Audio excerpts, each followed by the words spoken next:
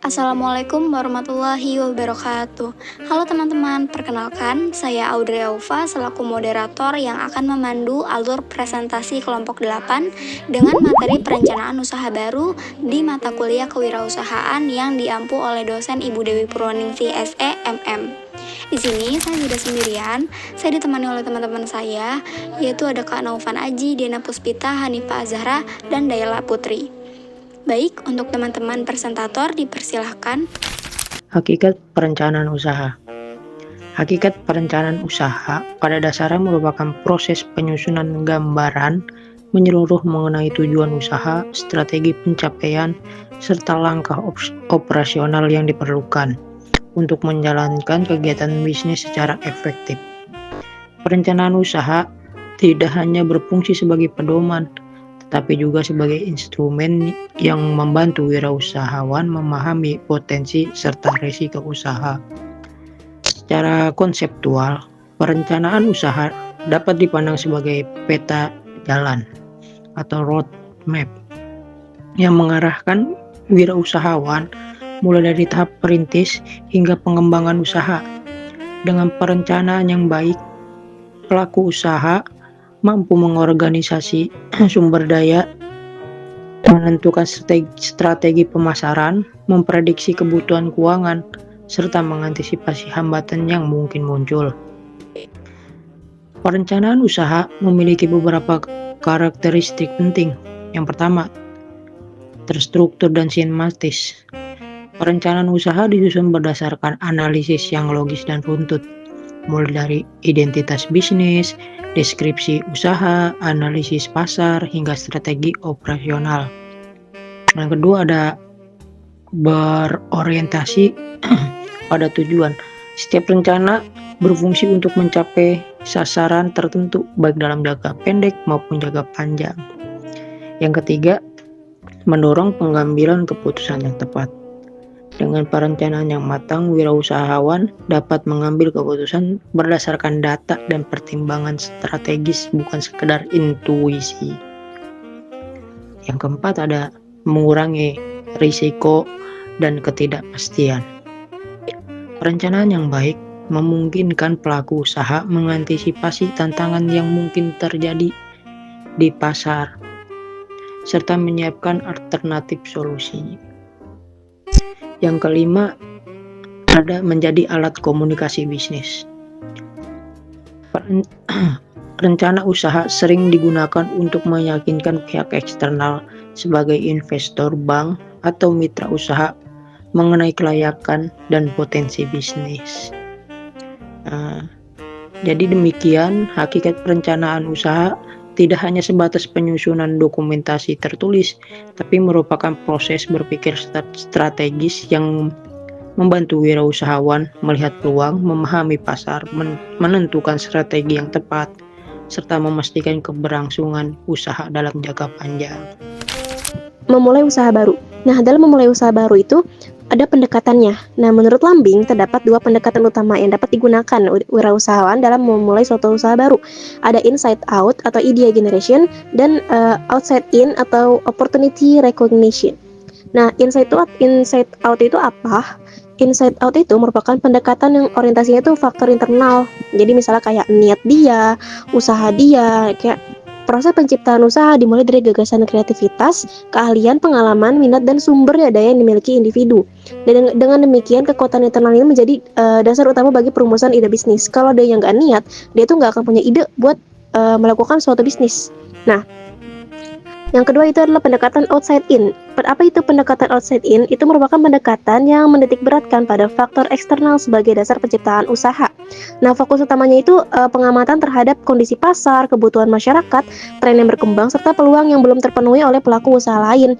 Nah, makanya jadi demikian wirausahawan mulai proses bisnis dengan mengenali masalah atau kebutuhan konsumen, kemudian merancang ide usahanya. Jadi dilihat dulu nih di pasar, apa yang lagi viral, apa yang lagi tren, apa yang lagi rame nih.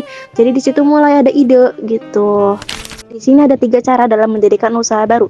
Menurut Maruji 2013, cara mendirikan usaha baru itu ada 3 caranya. Yang pertama itu mendirikan dan membentuk usaha baru secara mandiri. Apa sih Nah, mendirikan usaha secara mandiri itu berarti wirausahawan membangun bisnis dari nol dengan menggunakan ide bisnis, modal awal, serta rancangan manajemen yang dikembangkan sendiri. Jadi wirausahawan ini dia benar-benar mandiri, dia punya ide dari diri sendiri, benar-benar ide yang kayak muncul seketika tring gitu. Nah, dia modal awal juga dari dirinya sendiri, nggak dapat dari lainnya juga. Nah, dalam praktiknya tuh terdapat 3 bentuk usaha umum yang dipilih, misalnya sole proprietorship atau pemilikan perseorangan.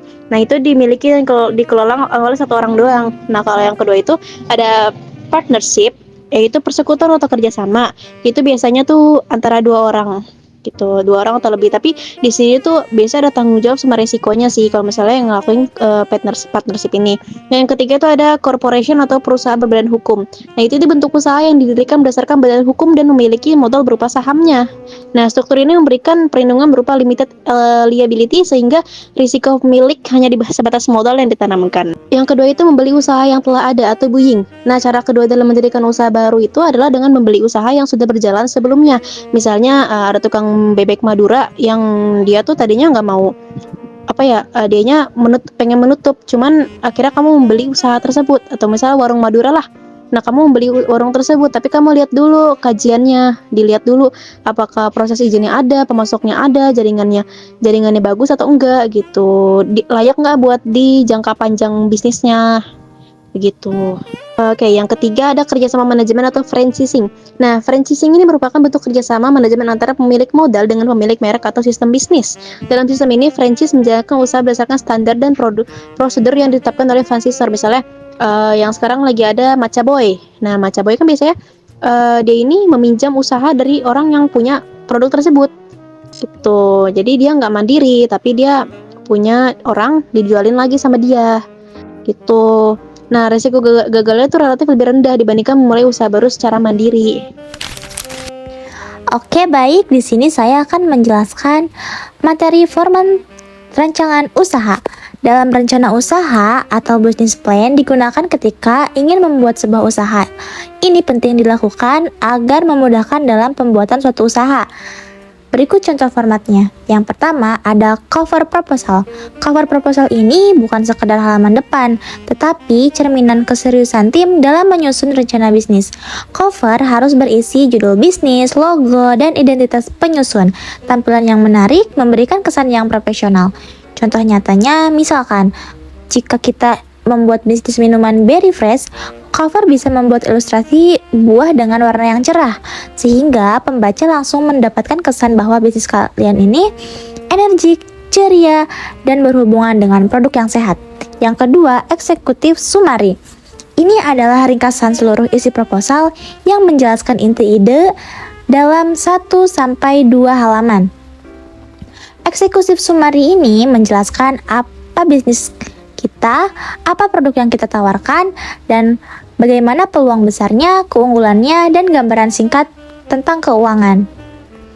Contohnya, misalkan kita ingin membuka layanan laundry kilat 1 jam, eksekutif summary bisa menjelaskan bahwa bisnis ini hadir karena kebutuhan masyarakat perkotaan yang sibuk, sehingga layanan cepat menjadi keunggulan yang tidak dimiliki oleh semua laundry. Lalu yang ketiga, konsep bisnis.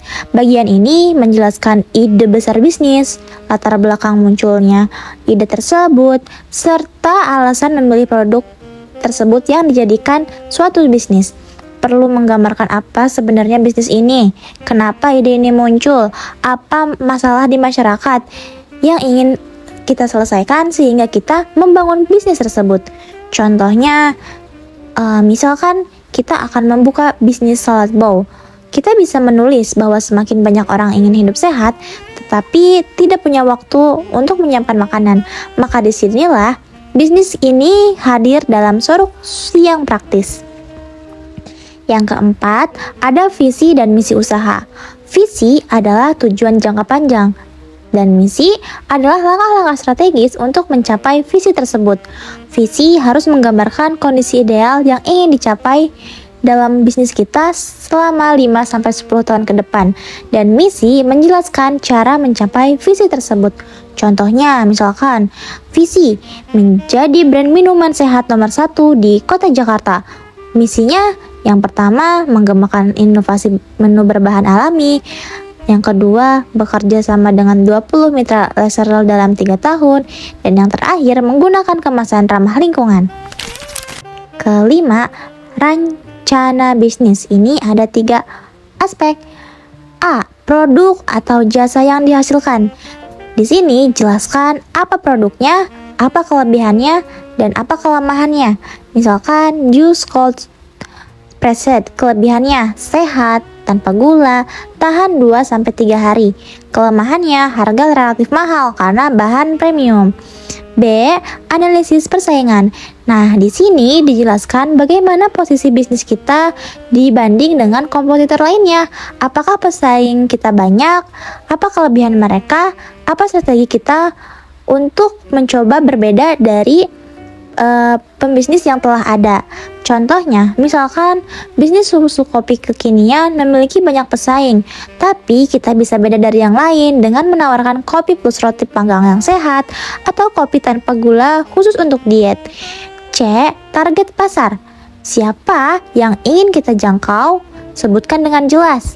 Misalkan, kita akan membuat bisnis kopi, yang dimana kopi ini biasanya dikonsumsi oleh usia 15 tahun ke atas, sehingga hal tersebut bisa dijadikan suatu target pasar yang akan kita targetkan. Selanjutnya teman saya yang akan melanjutkan presentasi ini. Oke, materi yang ke-6 itu ada analisis pengembangan usaha. Analisis pengembangan usaha ini akan menjelaskan tentang beberapa aspek yang penting dalam asas proposal bisnis. Mau proposal bisnisnya mencapai goals? Kalian mau proposal bisnis kalian mencapai nilai A atau bahkan mendapatkan dana? Kuncinya bukan cuma ide yang keren, tapi struktur yang logis, jelas, dan tertata. Ini dia 4 aspeknya yang wajib kalian kuasai di proposal bisnis kalian. Yang pertama, aspek produksi. Di sini akan menjelaskan bagaimana kita bekerja. Ini adalah kunci utama. Jangan cuma bilang kita produksi, tapi jelaskan gimana caranya, gimana langkahnya. Karena dosen atau investor itu mau lihat kalian sudah research secara mendalam belum tentang produk yang ingin kalian kembangkan. Ada 3 poin yang menjabarkan. Yang pertama, pentingnya bahan baku. Kalian harus spesifik dalam menjelaskan. Contohnya jangan seperti ini, contohnya ini yang salah. Kami beli ikan di pasar. Itu kurang menarik dalam menjelaskan. Lebih baik menjelaskan dengan kami ambil ikan tenggiri kualitas super dari supplier X yang bersertifikat di pasar Indo, sehingga kualitas dan harga kami terjamin stabil. Ini menunjukkan kalian itu profesional. Poin kedua, pembagian tugas. Pembagian tugas tunjukkan bahwa tim kalian kompak, kompeten. Siapa yang expert di produknya, siapa yang bagian marketing. Pastiin setiap orang punya peran dan tanggung jawab yang jelas. Yang ketiga, peralatan. Daftarkan alat utama yang dipakai. Kenapa? Karena ini akan jadi dasar kita menghitung modal awal. Di aspek keuangan. Aspek keuangan ada aspek di nomor 3. Oke, yang kedua itu ada aspek pemasaran. Aspek pemasaran menggunakan strategi 4P. Di sini akan menjelaskan kenapa kalian layak dibeli produknya. Ini adalah bagian seks proposal bisnis kalian. Kita bicara strategi jualan, marketingnya, strategi bisnis caranya. Jangan cuma bilang produk kami enak, produk kami beda, produk kami bla bla bla. Semua orang juga bisa bilang begitu. Biar beda, gunakan cara 4P ini. Yang pertama, production.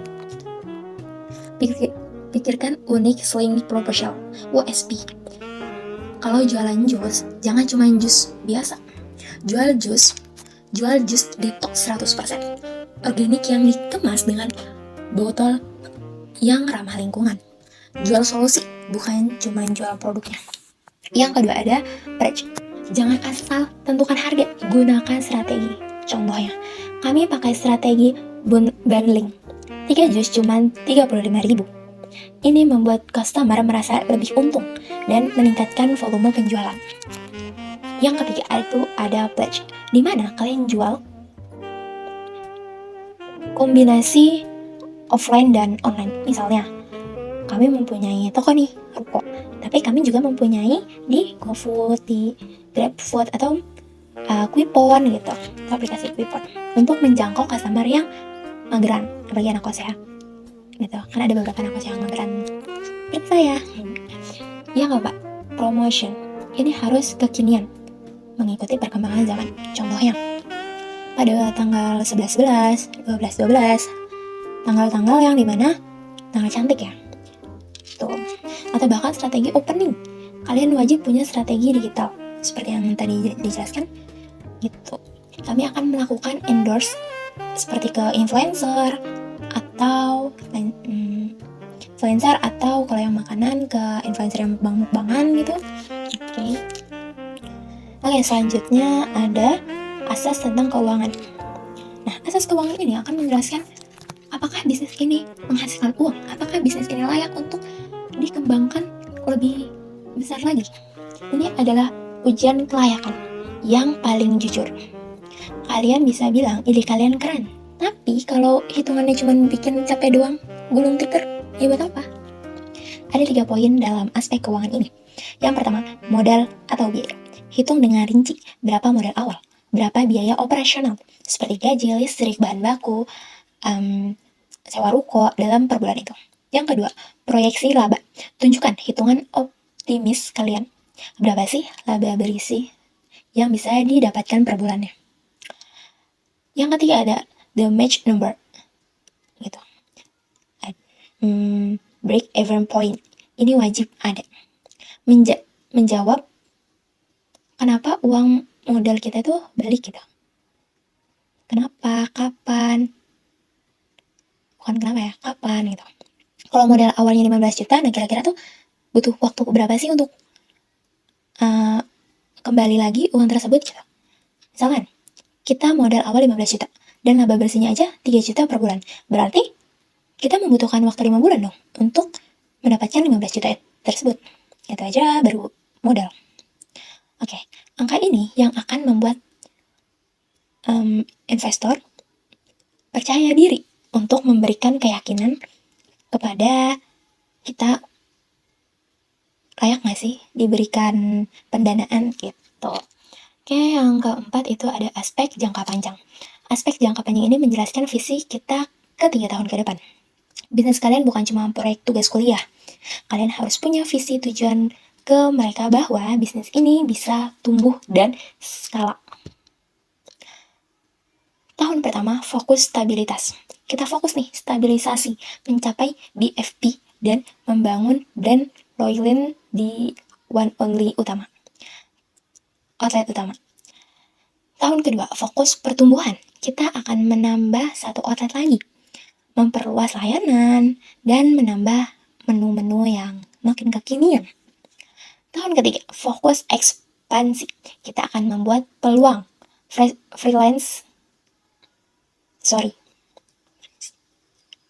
Kita akan membuat peluang franchise di 2 kota terdekat. Gitu.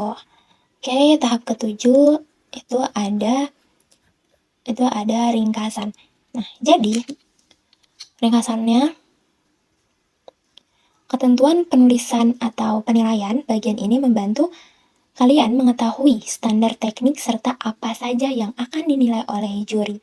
Mulai dari format, kreativitas, kesesuaian tema, hingga tata bahasa dalam proposal bisnis kalian.